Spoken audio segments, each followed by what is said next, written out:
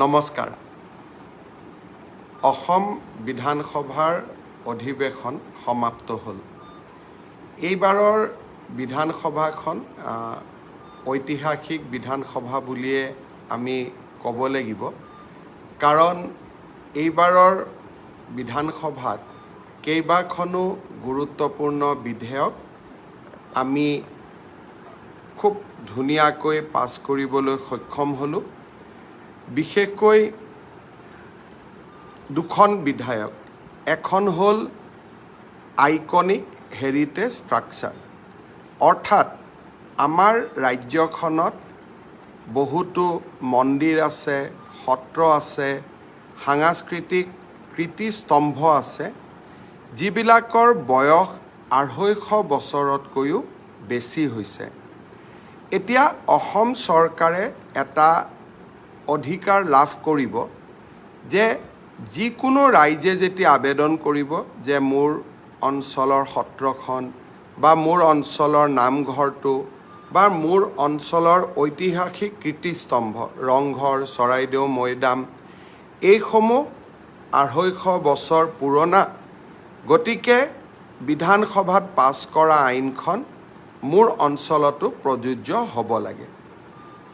যেতিয়া আমি ৰাইজৰ অনুৰোধত এই আইনখন প্ৰযোজ্য কৰিম, তেতিয়া সেই আইকনিক ষ্ট্ৰাকচাৰ অৰ্থাৎ নামঘৰ, মন্দিৰ, ধৰি ল'লোঁ বৰপেটা সত্ৰ, তাৰ 5 কিলোমিটাৰৰ আশে পাশে নতুনকৈ কোনেও মাটি কিনিব নোৱাৰিব। আৰু সেই মাটি কোনে কিনা বেচা কৰিব পাৰিব?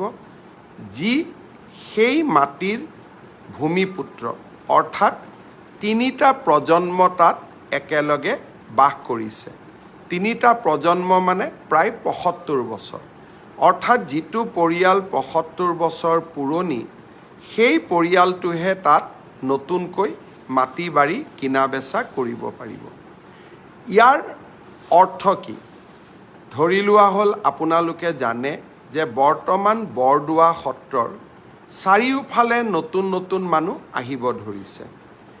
এনেকুৱা মানুহো আহিছে যি মহাপুৰুষ শ্ৰীমন্ত শংকৰদেৱৰ নৱবৈষ্ণৱ ধৰ্মক নামানে, ভক্তিও নকৰে, শ্ৰদ্ধাও নকৰে। মাটিৰ বেছিকৈ মূল্য দি লাহে লাহে যদি সত্ৰৰ গেটখনলৈকে তেওঁলোক আহি পায়, তেতিয়াহ'লে আমাৰ সভ্যতা সংস্কৃতি কেনেকৈ জীয়াই থাকিব? এতিয়া অন্ততঃ এই আইনখনৰ যিটো শক্তিশালী ধাৰা, এই ধাৰাৰ অধীনত আমি 5 কিলোমিটাৰ ব্যাসাৰ্ধ আমি অকল যি পৰিয়াল 75 বছৰ ধৰি তাত বাস কৰিছে তেওঁলোকৰ কাৰণে আমি ৰাখি থ'ব পাৰিম, নতুন মানুহ তাত সোমাব নোৱাৰিব।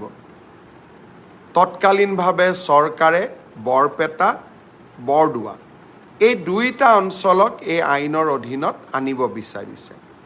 আপোনালোকেও যদি বিচাৰে যে আপোনালোকৰ অঞ্চলতো এনেকুৱা 250 বছৰৰ পুৰণি ঐতিহ্যমণ্ডিত স্থান আছে আৰু আপোনালোকেও এই ভূমি আইনখনৰ অধীনত এই সুৰক্ষাৰ কৱচ লাভ কৰিব বিচাৰে, তেতিয়াহ'লে আপোনালোকে অসম চৰকাৰক আবেদন কৰিব পাৰিব, স্থানীয় বিধায়কক আবেদন কৰিব পাৰিব, আৰু আমি আপোনালোককো এই সুৰক্ষাৰ চক্ৰটোৰ মাজলৈ লৈ আনিব পাৰিম।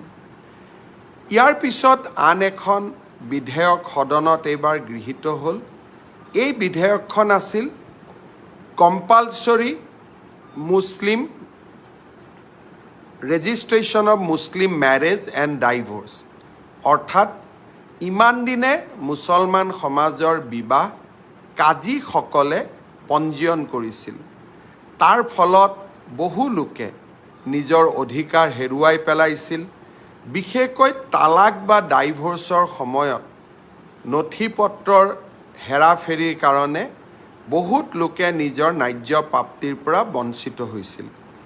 এতিয়া আমি অসমত মুছলমান সমাজৰ বিয়া এই কম্পালচৰি পঞ্জীয়নৰ ভিতৰলৈ লৈ আহিলোঁ, আৰু এতিয়া বিবাহৰ পঞ্জীয়ন কাজী ব্যৱস্থাৰ জৰিয়তে সাব ৰেজিষ্ট্ৰাৰসকলে বা চৰকাৰৰ বিষয়াসকলে কৰিব পাৰিব। বিধানসভাত এটা আলোচনা হৈছিল যে বহু বিবাহ হয়, সাব ৰেজিষ্ট্ৰাৰ অফিচত সম্ভৱ হ'ব নে নহয়। মই বিধানসভাতে প্ৰতিশ্ৰুতি দিছিলোঁ যে যদি কিবা কাৰণত সাব ৰেজিষ্ট্ৰাৰসকলে অকলে এই কাম কৰিব নোৱাৰে, তেতিয়াহ'লে আমি ব্লক পৰ্যায়ত আৰু পঞ্চায়ত পৰ্যায়ত হ'লেও আমি পঞ্জীয়ন বিষয়া দিব পাৰিম। কিন্তু গোটেইবোৰ ৰেজিষ্ট্ৰেশ্যন এটা পৰ্টেলৰ মাজেদি হ'ব, কোনেও নথি পত্ৰৰ হেৰাফেৰি কৰিব নোৱাৰিব। বিবাহ আৰু বিবাহ বিচ্ছেদ দুইটা চৰকাৰৰ নজৰত থাকিব আৰু ই ভুক্তভোগীক সময়ত আইনৰ সহায় দিয়াত সহায় কৰিব। এই দুইখন বিধেয়কৰ উপৰিও বৰাক উপত্যকা আৰু হোজাই জিলাত এইবাৰ আমি মণিপুৰী ভাষাক চৰকাৰী সহযোগী ভাষাৰ স্বীকৃতি দিবলৈ সক্ষম হ'লোঁ। Right to public service act অহা 2 অক্টোবৰৰ পৰা চৰকাৰৰ ঘৰত বিভিন্ন সেৱা পাওঁতে যদি ৰাইজে ভাবে যে নিৰ্ধাৰিত সময়তকৈ মোৰ বেছি সময় লাগিছে, তেতিয়াহ'লে আপোনালোকে ৰাজহুৱা সেৱা অধিকাৰ আয়োগৰ ওচৰত আবেদন কৰিব পাৰিব। সেই আইনখনো এইবাৰ বিধানসভাত গৃহীত হয় আৰু 2 অক্টোবৰৰ পৰা সকলো যদি ঠিকে থাকে, ৰাজ্যপাল মহোদয়ৰ আমি অনুমোদন পাওঁ, আমি right to public service act অৰ্থাৎ ৰাজহুৱা সেৱাৰ অধিকাৰ আইনখনকো আমি বলবৎ কৰাৰ বাবে প্ৰচেষ্টা হাতত ল'ম। বিধানসভা এইবাৰ যথেষ্ট বিতৰ্কিত আছিল। অসমৰ ৰাইজৰ অধিকাৰৰ বাবে বিশেষকৈ অবৈধ বাংলাদেশীৰ কৰাল গ্ৰাসৰ পৰা ৰাজ্যখনৰ ভূমিপুত্ৰ আৰু খিলঞ্জীয়া জনসাধাৰণক ৰক্ষণাবেক্ষণ দিবলৈ আমি কেইবাটাও গুৰুত্বপূৰ্ণ পদক্ষেপ গ্ৰহণ কৰোঁ। শেষৰ দিনা বিধানসভাই আৰু এটা ডাঙৰ সিদ্ধান্ত গ্ৰহণ কৰে। আপোনালোকে জানে, ব্ৰিটিছৰ দিনত 1935 চনত ইণ্ডিয়ান এক্টছ গ্ৰহণ কৰা হৈছিল আৰু যাৰ পৰিসৰৰ ভিত্তিত ৰাজ্যসমূহত বিধান পৰিষদসমূহ নিৰ্মাণ কৰা হৈছিল। 1937 চনত অসমত বিধানসভা প্ৰথম আৰম্ভ হৈছিল। ছাৰ ছাদুল্লা সেই সময়ত অসমৰ মুখ্যমন্ত্ৰী হৈছিল, তাক প্ৰধানমন্ত্ৰী বুলি কোৱা হৈছিল। তেতিয়া এটা সিদ্ধান্ত লৈছিল যে প্ৰতি শুকুৰবাৰে জুম্মা নামাজৰ বাবে 2 ঘণ্টা বিধানসভা ছুটি দিয়া হ'ব।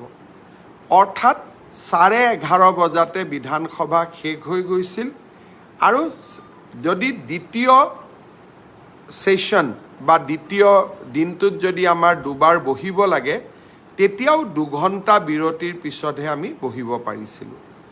এইবাৰ বিধানসভাৰ ৰুলছ কমিটি, য'ত সকলো দলৰে বিধায়ক থাকে, সৰ্বসন্মতিক্ৰমে সিদ্ধান্ত গ্ৰহণ কৰিলে যে আমাক জুম্মা নামাজৰ কাৰণে 2 ঘণ্টা ব্ৰেক নালাগে।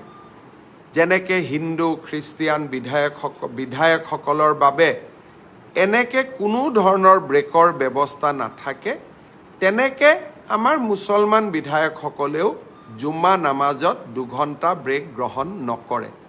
অৰ্থাৎ ব্ৰিটিছ ঔপনিৱেশিক শাসনৰ সময়ত আৰম্ভ হোৱা এটা ডাঙৰ কলনিয়েল লিগেচি এইবাৰ আমি বিধানসভাত সমাপ্ত কৰিবলৈ সক্ষম হ'লোঁ। অধ্যক্ষ বিশ্বজিৎ দৈমাৰী ডাঙৰীয়াই এই বিষয়ে সদনত ঘোষণা কৰাৰ লগে লগে ই এক নিয়মত পৰিণত হ'ল যে এতিয়াৰ পৰা আৰু কোনো শুক্ৰবাৰে জুমা নামাজৰ কাৰণে 2 ঘণ্টা বিধানসভাই বিৰতি নলয়। বিধানসভাই নিৰন্তৰভাৱে স্বাভাৱিক গতিত নিজৰ কাম কৰি গৈ থাকিব। দেশৰ কিছুমান ৰাজ্যত ইয়াক লৈ বিতৰ্কও হৈছে, মোক সমালোচনাও কৰিছে। কিন্তু এই সিদ্ধান্ত অকল মই গ্ৰহণ কৰা সিদ্ধান্ত নহয়, ই অসম বিধানসভাৰ এটা সৰ্বসন্মত সিদ্ধান্ত। বিধানসভাৰ লাইভ প্ৰচিডিং আপোনালোকে সকলোৱে চাই। অসমৰ সভ্যতা সংস্কৃতি জীয়াই ৰখাৰ স্বাৰ্থত কেইবাটাও নতুন প্ৰস্তাৱৰ বিষয়ে মোৰ 3টা গুৰুত্বপূৰ্ণ এইবাৰ বিধানসভাত ভাষণ হৈছিল। তিনিওটাতে মই উল্লেখ কৰিছিলোঁ। মোৰ ফেচবুক পেজত এই তিনিওটা ভাষণ উপলব্ধ হৈ আছে। আপোনালোকে এই ভাষণকেইটা শুনিলে অসমৰ সম্যক পৰিৱেশ আৰু পৰিস্থিতিৰ বিষয়ে আপোনালোকে অনুভৱ কৰিব পাৰিব। উজনি অসমত বা নগাঁৱত ধিঙৰ ধৰ্ষণকাণ্ডক কেন্দ্ৰ কৰি কিছু পৰিঘটনা আৰু ঘটনাৰ প্ৰবাহৰ সৃষ্টি হৈছিল। নগাঁৱৰ একাংশ ব্যৱসায়ীয়ে ক'লে যে আমি উজনিত মাছ নপঠাওঁ, আমি স্বাস্থ্যসন্মত মাছ আমি খাব লাগে। অস্বাস্থ্যসন্মত মাছ খালে আমাৰ শৰীৰত ক্ষতি হয়। যথেষ্ট ইউৰিয়া ব্যৱহাৰ কৰি যি মাছ পুখুৰীত উৎপাদন কৰা হয়, তাৰ ফলত আমাৰ সমাজত লাহে লাহে কিডনী যিটো ৰোগ, সেই ৰোগ অভূতপূৰ্বভাৱে বৃদ্ধি হৈছে। আমি অসমত ইমান ডায়েলিচিছ মেচিন আনিছোঁ, তথাপিতো কিডনী ডায়েলিচিছৰ কাৰণে ৱেইটিঙত পেচেণ্ট থাকেই। ইয়াৰ এটা কাৰণ হ'ল ইউৰিয়াৰে সমৃদ্ধ কৰা মাছৰ ভক্ষণ। যদি নগাঁৱৰ পৰা মাছ নাযায়, উজনি অসমত যদি আমি থলুৱাভাৱে মাছ উৎপাদন কৰিব পাৰোঁ, ই ৰাজনৈতিক অৰ্থনৈতিক কথাক বাদ দিও স্বাস্থ্যৰ ক্ষেত্ৰত ই এক পজিটিভ প্ৰভাৱ পেলাব। অৰ্থনৈতিক ব্লেকমেইলিঙৰ কথাটো মই বাদ দিছোঁ। সেই বিষয়ে বিধানসভাত যথেষ্ট আলোচনা হৈছে। সেই আলোচনা মই আজি আকৌ এবাৰ দোহাৰিব খোজা নাই। ইয়াৰ মাজত এটা মিয়া বিহু ওলালে। আমাক ইটিকিং কৰি, গালি গালাজ কৰি, ক'ৰবাত আমাৰ সভ্যতা সংস্কৃতিক ইটিকিং কৰিও কিছুমানে মিয়া বিহুৰো প্ৰচলন কৰিলে। এই মিয়া বিহু গোৱা আলতাফ হুছেইন নামৰ ব্যক্তিজনক আজি আৰক্ষীয়ে গ্ৰেপ্তাৰ কৰিছে। মই এটা কথা স্পষ্টভাৱে ক'ব খোজোঁ যে যিমান দিনলৈ আমি আছোঁ, যিমান দিনলৈ আমাৰ সমাজ জীয়াই থাকিব, এই সমাজত আমি স্বাভিমানেৰে সৈতে জীয়াই থাকিম। আমাৰ সমাজ ব্যৱস্থাৰ ওপৰত কোনো প্ৰকাৰৰ আক্ৰমণক আমি গ্ৰহণ নকৰোঁ আৰু আমাক এনেকুৱা ধৰণৰ আক্ৰমণ কৰাৰ প্ৰচেষ্টাও চলাব নালাগে। আমি জিন যাব লাগে, মিলিব লাগে, মিলাব লাগে, কিছু এৰিব লাগে, কিছু ধৰি ৰাখিব লাগে। কিন্তু যদি এৰি দিয়াৰ প্ৰৱণতাৰ পৰিৱৰ্তে অকল ধৰি ৰখাৰ প্ৰৱণতাহে হয়, তেতিয়া কোনো জাতিয়েই নতুনকৈ অহা সমাজখনত জিন যাব নোৱাৰে। আমি প্ৰত্যেকটো পৰ্যায়তে মনত ৰখা উচিত যে আমি এখন সমাজলৈ আহিছোঁ, এইখন সমাজত আমি জিন যাব লাগিব আৰু এইখন সমাজত যদি আমি জিন যাব লাগে, এইখন সমাজৰ মৌলিক চৰিত্ৰসমূহক আমি মানি চলিবই লাগিব। কোনোবাই যদি আমাৰ সভ্যতা সংস্কৃতি, আমাৰ খাদ্য, আমাৰ সংস্কৃতি, আমাৰ গান, আমাৰ নৃত্যক খুব বেলেগ ধৰণে ইয়াক প্ৰচলন কৰিবলৈ চেষ্টা কৰে, কোন অসমীয়াই তাক মানি ল'ব? আমাৰ বাপতি সাহোন বিহুটোকো যদি মিয়া বিহুলৈ ৰূপান্তৰ হয়, কোন অসমীয়াই তাক মানি ল'ব? আমি কিমান দিনলৈ জীয়াই থাকিম নাজানো, কিন্তু জীয়াই থকা দিনকেইটা আমি নিশ্চিতভাৱে শিৰ নত কৰি আমি জীয়াই নাথাকোঁ। আমি উচ্চ শিৰ লৈয়ে জীয়াই থাকিম আৰু যিমান দিনলৈ জীয়াই থাকিম, আমি স্বাভিমানেৰে সৈতে জীয়াই থাকিম। মই ভাবোঁ যে মোৰ এই বাৰ্তা সকলোৱে ইতিবাচক ৰূপত গ্ৰহণ কৰিব। ভূপেন হাজৰিকা ডাঙৰীয়াৰ সেই কথাষাৰলৈ, বাক্যষাৰলৈ মনত ৰাখিব যে কিছু ধৰিব লাগিব, কিছু দিব লাগিব, কিছু এৰিব লাগিব, তেতিয়াহে এখন বহল সমাজৰ বুকুত আমি জিন যাব পাৰিম। অহা কালিৰ পৰা 1 তাৰিখৰ পৰা অসমৰ চিকিৎসা মহাবিদ্যালয়সমূহত সৰু ল'ৰা ছোৱালীৰ হাৰ্টৰ বেমাৰ, যাৰ হাৰ্টৰ বেমাৰ আছে, থেলাছেমিয়া বেমাৰ আছে, তেওঁলোকৰ আমি এটা শিবিৰ আয়োজন কৰিছোঁ। এই শিবিৰত যেতিয়া আপোনালোকে যোগদান কৰিব, কণমানি শিশুসকলৰ হৃদয়ত থকা হাৰ্টৰ বেমাৰ, বিশেষকৈ হাৰ্টত থকা ছিদ্ৰ, অৰ্থাৎ হাৰ্টত যি সৰু সৰু ফুটা হৈ যায়, এনে ধৰণৰ বেমাৰবিলাক আমি মেডিকেল কলেজসমূহত লৈ গৈ আমি দেখুৱাব পাৰিম। আৰু ডক্টৰসকলে যদি কয় অপাৰেশ্যন লাগিব, আমি অসমত বা অসমৰ বাহিৰত লৈ গৈ আমি অপাৰেশ্যন কৰি লৈ আহিম। থেলাছেমিয়া ৰোগৰ ৰোগীসকলকো আমি এই স্বাস্থ্য শিবিৰলৈ নিমন্ত্ৰণ জনাইছোঁ। বহু থেলাছেমিয়া ৰোগত আক্ৰান্ত ৰোগী বন মেৰু ট্ৰান্সপ্লাণ্টৰ জৰিয়তে তেওঁলোক নিৰোগী হয়। বন মেৰু ট্ৰান্সপ্লাণ্ট কৰিবৰ বাবে প্ৰায় 9-10 লাখ টকাৰ প্ৰয়োজন হয়। আমি বিনামূল্যে 14 বছৰৰ শিশুসকলৰ আমি বন মেৰু ট্ৰান্সপ্লাণ্ট কৰাৰো ব্যৱস্থা কৰিম। সেইবাবে মই আহ্বান জনাম যে আমাৰ 14 বছৰৰ তলৰ শিশুসকল, যাৰ হৃদয়ৰ হাৰ্টত বেমাৰ আছে বা থেলাছেমিয়া ৰোগত আক্ৰান্ত হৈ আছে, তেওঁলোকক যাতে আপোনালোকে অহা পষেকটোত মেডিকেল কলেজসমূহলৈ লৈ আহে। বাতৰি কাকতত বিজ্ঞাপন ওলাইছে কোন দিনত কোনখন মেডিকেল কলেজত ডক্টৰসকল থাকিব, আপোনালোকে তেনেকৈ ৰোগীসকলক লৈ আহিব।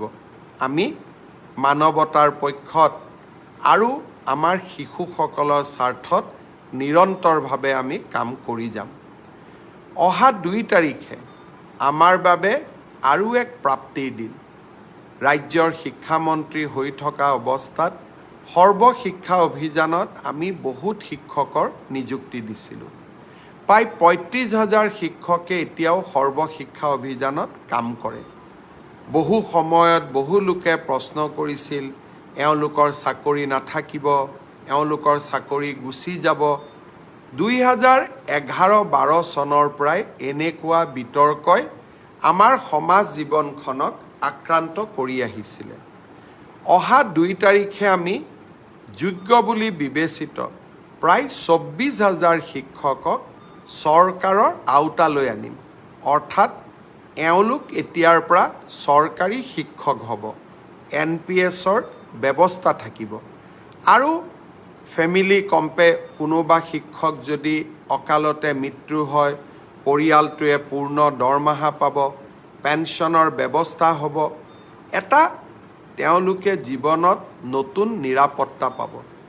2 তাৰিখে মই সকলো নিৰ্বাচিত শিক্ষকক আমাৰ খানাপাৰা ফিল্ডলৈ নিমন্ত্ৰণ জনাইছোঁ।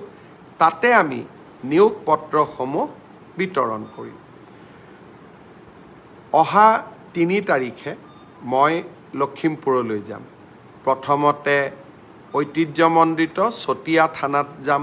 চতিয়া থানাখন চাম, য'ত 1942 চনৰ 20 আগষ্ট তাৰিখে ভাৰতৰ জাতীয় পতাকা উত্তোলন কৰা হৈছিল।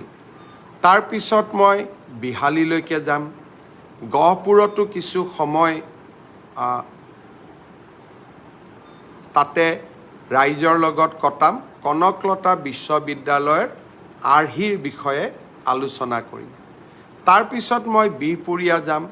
অনিৰুদ্ধদেৱ মাধৱদেৱৰ জন্মক্ষেত্ৰ 2খন মই চাবলৈ যাম আৰু কি ধৰণে চৰকাৰে ভৱিষ্যতে তাত বিশেষ আঁচনি ল'ব পাৰে তাৰ বিষয়েও আলোচনা কৰিম। 3 তাৰিখে নিশা গৈ লখিমপুৰ পাম। 4 তাৰিখে আমাৰ লখিমপুৰত কেবিনেট বৈঠক অনুষ্ঠিত হ'ব। কেবিনেট বুলিলে এছাম লোকৰ মনত চিন্তা হয়, কেবিনেটত বা এইবাৰ খোৱা বোৱাৰ ব্যৱস্থা কি হ'ব। এইবাৰ মই সকলো মন্ত্ৰীকে কৈছোঁ যে চৰকাৰৰ ঘৰৰ খোৱা নাখাব, আমাৰ দলৰ বুথ সভাপতিসকলৰ ঘৰত গৈ আপোনালোকে নিজৰ যি খাদ্য বা আহাৰ আপোনালোকে গ্ৰহণ কৰিব আৰু চৰকাৰী আহাৰ আপোনালোকে গ্ৰহণ নকৰিব। আৰু কেবিনেট বুলি কোনো ধৰণৰ বিশেষ ব্যৱস্থাও গ্ৰহণ কৰিব নালাগে। আমি লখিমপুৰৰ ৰাইজক কি ধৰণে উন্নয়নৰ নতুন শিখৰলৈ লৈ যাব পাৰোঁ তাৰ বিষয়ে লখিমপুৰৰ কেবিনেটত আমি আলোচনা কৰিম। 5 তাৰিখে আমি ডিব্ৰুগড়ত থাকিম। শিক্ষক দিৱস। ডিব্ৰুগড়ত মুখ্যমন্ত্ৰীৰ কাৰ্যালয় এটা স্থাপন হ'ব। এতিয়াৰ পৰা অসমৰ মুখ্যমন্ত্ৰী অতি কমেও মাহৰ 4 দিন ডিব্ৰুগড়ত থাকিব আৰু উজনি অসম আৰু উত্তৰ অসমৰ জিলাসমূহৰ উন্নয়নৰ বাবে ডিব্ৰুগড়ত আমি স্থাপন কৰা মুখ্যমন্ত্ৰীৰ কাৰ্যালয়টোৱে নিৰন্তৰভাৱে কাম কৰিব। এই ধৰণে আমি অহা দিনকেইটা পাৰ কৰিম। তাৰ মাজত সময় পালে ফেচবুক লাইভো কৰিম, আপোনালোকক কথা বতৰাবোৰ জনাই থাকিম। অসম বিধানসভাখনত এইবাৰ এক ঐতিহাসিক বিধানসভালৈ ৰূপান্তৰ হ'ল এই 2খন আইনৰ বাবে। অহাবাৰ বিধানসভাত আমি আৰু কেইখনমান আইন আনিম। লাভ জেহাদৰ বিৰুদ্ধে এখন আইন আহিব। অবিভক্ত গোৱালপাৰা জিলাত অনুসূচিত জনজাতিৰ মাটি অকল যাতে অনুসূচিত জনজাতি লোকে কিনিব পাৰে, অনুসূচিত জাতিৰ মাটি যাতে অনুসূচিত জাতিৰ লোকে কিনিব পাৰে, নিজৰ সম্প্ৰদায়ৰ বাহিৰলৈ যাতে ভূমি যাব নোৱাৰে, অৱশিষ্ট ভূমি যিখিনি থাকি গ'ল, তেনেকুৱা এখন শক্তিশালী আইনো আমি অনাৰ বাবে প্ৰচেষ্টা কৰিছোঁ। অসম চুক্তিৰ 6 নম্বৰ দফা ৰূপায়ণত বিপ্লৱ শৰ্মা কমিটিয়ে ভূমিৰ অধিকাৰ সুৰক্ষা কৰিবলৈ যিমান ৰিকমেণ্ডেশ্যন দিছিল, তাতকৈ আমি বহু ওপৰলৈ গৈ অসমীয়া মানুহৰ ভূমি সুৰক্ষিত কৰিবৰ বাবে প্ৰচেষ্টা কৰিছোঁ। 9,62,000 মানুহৰ আধাৰ ব্লক হৈ আছিল। ফেচবুক লাইভতে মই কৈছিলোঁ যে মই চেষ্টা কৰি আছোঁ এই আধাৰসমূহ যাতে মুকলি হয়। ভাৰত চৰকাৰে ইতিমধ্যে এই আধাৰসমূহ মুকলি কৰি দিয়াৰ বাবে নিৰ্দেশ দিলে। মই বিশ্বাস কৰোঁ যে অহা অক্টোবৰ মাহৰ পৰা বা তাতকৈও আগৰ পৰা সকলোৱে বন্ধ হৈ থকা আধাৰসমূহ এতিয়া আপোনালোকে সংগ্ৰহ কৰিব পাৰিব। যিসকলে ইমান দিনে কষ্ট পালে তেওঁলোকক মই আজি অভিনন্দন জনাইছোঁ যে বহুদিনীয়া কষ্ট এটাৰ অৱসান হ'ল। কেতিয়াবা কিছুমান ঘটনা হয়, তাক সমাপ্ত কৰোঁতে সমাধান কৰোঁতে কিছু সময় লাগে। তথাপিতো এই সুখবৰটো আপোনালোকক দিব পাই মই যথেষ্ট আনন্দিত হৈছোঁ। অহা এসপ্তাহ 10 দিনৰ ভিতৰতে বানপানীত আক্ৰান্ত লোকসকলৰ ক্ষতিপূৰণো আমি তেওঁলোকৰ একাউণ্টত পঠিয়াবলৈ চেষ্টা কৰিম। নিৰন্তৰভাৱে কাম কৰি যাম আৰু কাম কৰি থাকিম। আপোনালোকৰ আশীৰ্বাদ আৰু শুভকামনা আমাৰ লগত থাকিলে আমি এভাৰেষ্টত উঠিবলৈও ভয় নকৰোঁ। বহুত বহুত ধন্যবাদ। শুভৰাত্ৰি।